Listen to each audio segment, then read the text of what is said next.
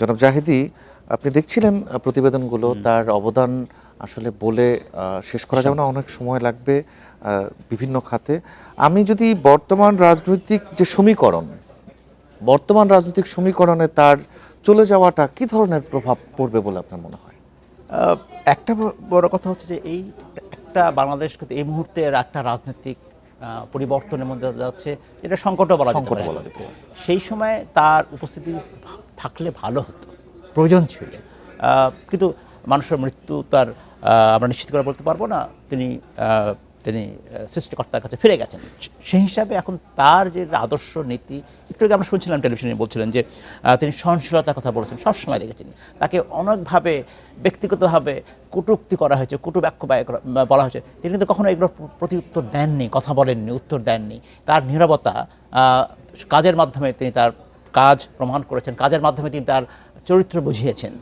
সেগুলো যদি এখন পরবর্তী সময়ে রাজনীতিকরা চিন্তা করেন, ভাবনা করেন, তাহলে হয়তো সেই সংকট উত্তরে সহযোগিতা করবে। এই জন্যই বলছি, তার যে অসুস্থতা, কদিন আগে হাসপাতালে গেলেন, তারপরে আজকে মৃত্যু পর্যন্ত দেশের সব রাজনীতিবিদরা তার জন্য শোক প্রকাশ করছেন, তার পরিবারের জন্য সমবেদনা জানিয়েছেন, এবং এই সংকটে তিনি এক ধরনের দেশের ঐক্যের প্রতীক হয়েছিলেন।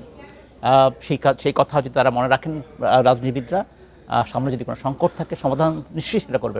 উনি তো দলের প্রধানকে ছাপিয়ে রাষ্ট্রনায়ক হয়ে উঠেছিলেন নিঃসন্দেহে। এবং সেই জায়গা থেকে এখন যে সংকট আপনি কথা বলছিলেন, যে সংকট হচ্ছে, সেই সংকটের জায়গা থেকে রাজনৈতিক বিভাজনও আমরা দেখছি অনেক রাজনৈতিক দলে। সেই জায়গা থেকে কি ঐক্যের কোনো সুযোগ হতে পারে কিনা বা হওয়া উচিত কিনা? না, ঐক্য সেই অর্থে বিভাজন আমি হয়তো দেখছি না। সহনশীলতার কথা, সহনশীলতা গুরুত্বপূর্ণ। সেইটাই হয়তো আমরা খালেদা জিয়ার মধ্যে দেখেছি। অনেকেই বলছিলেন স্মৃতিচারণে 5ই আগস্টের পট পরিবর্তনের পর স্বৈরাচারী হাসিনা সরকার যখন পতন হলো, এরপরে যাদের দ্বারা তিনি বিভিন্ন সময় নির্যাতিত হয়েছেন, নিপীড়িত হয়েছেন, মিথ্যা মামলায়, ভুল মামলায় জেল হয়েছে, কিন্তু তাদের বিরুদ্ধে ব্যক্তিগতভাবে কোনো কটুবাক্য ব্যয় করেননি। এটাই সহনশীলতা।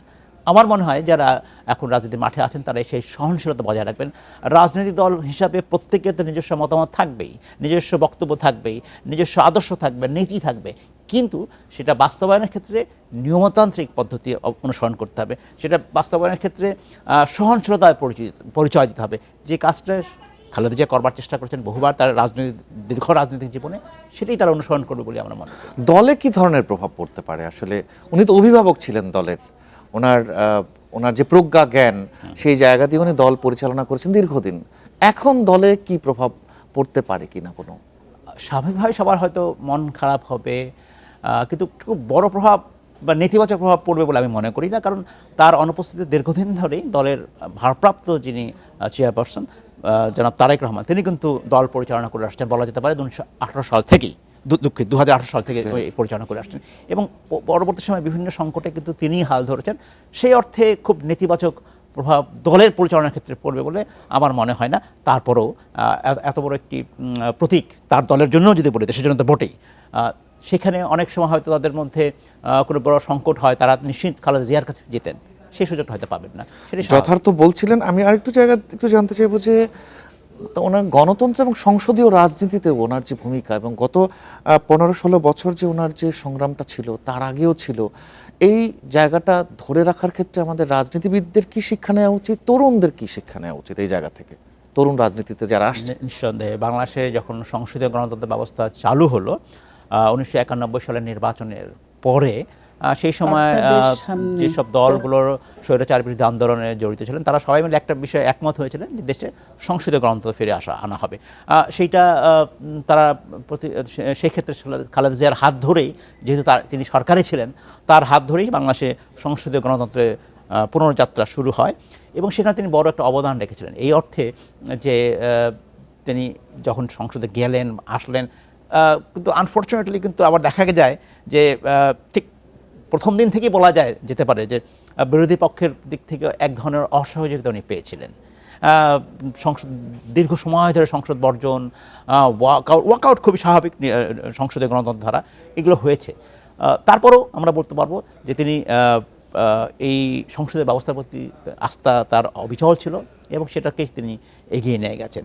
এবং রাজনীতির ক্ষেত্রে বলা যেতে পারে যে অনেক রকম সংকট রাষ্ট্রে, এবং এর আগে 1996 সালে যখন আন্দোলন হলো, তত্ত্বাবধায়ক সরকার ব্যবস্থার যে আন্দোলন হলো, সেখানেও কিন্তু তিনি প্রথমে রাজি ছিলেন না, তার দল রাজি ছিল না, কিন্তু তারা কিন্তু পরে প্রতিশ্রুতি দিয়েছিলেন যে একটি নির্বাচন হবে, সেই নির্বাচিত সরকারই সিদ্ধান্ত নেবে, নির্বাচিত সংসদে সিদ্ধান্ত নেবে কীভাবে ব্যবস্থা হবে।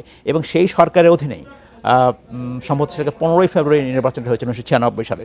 সেই নির্বাচনের মাধ্যমে কিন্তু যে সরকার গঠিত হয়, যে পার্লামেন্ট গঠিত হয়েছিল, সে সংসদ তারাই কিন্তু তত্ত্বাবধায়ক সরকার ব্যবস্থা চালু করেছিল, এবং যেটা 2011 সাল পর্যন্ত চালু ছিল, যখন শেখ হাসিনা আবার সেই তত্ত্বাবধায়ক সরকার ব্যবস্থা বাংলাদেশ থেকে সরিয়ে দিলেন।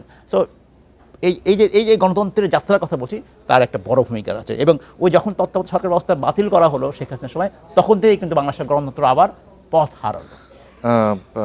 জনাব শামীম জাহেদী, আপনাকে অনেক ধন্যবাদ। ধন্যবাদ।